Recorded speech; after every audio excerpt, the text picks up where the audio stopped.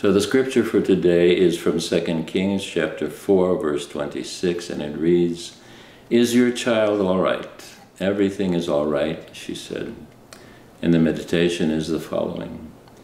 We are struck by the incongruity of this answer of the Shunammite woman, whose only son just died, and we wonder if this is an expression of her unshakable faith in the prophet Elisha, or a bitter mocking gesture of despair at the sight of her shattered hopes.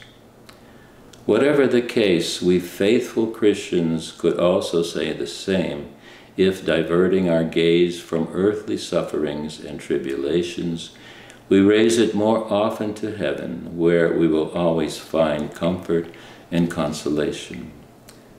This does not free us from earthly suffering.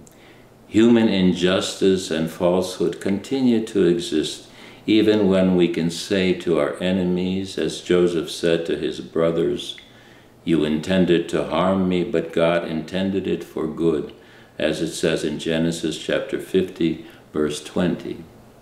Likewise, grief brought on by various trials continues to be grief even when we acknowledge that it has been sent from above. Our suffering does not diminish, but becomes more pure and useful for our soul when we are firmly convinced that in all things God works for the good of those who love him, who have been called according to his purpose, as it says in the Epistle to the Romans of St. Paul, chapter 8, verse 28. We should not despair even when the pain of our heart deprives us of all hope and all strength. God's will is also accomplished in us then, often against our own will.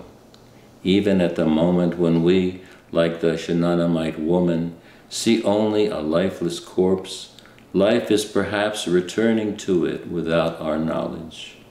God is turning our tears into fertilizer for our inner soul, and our grief will turn into joy, which we will maybe fully understand and appreciate only in the afterlife.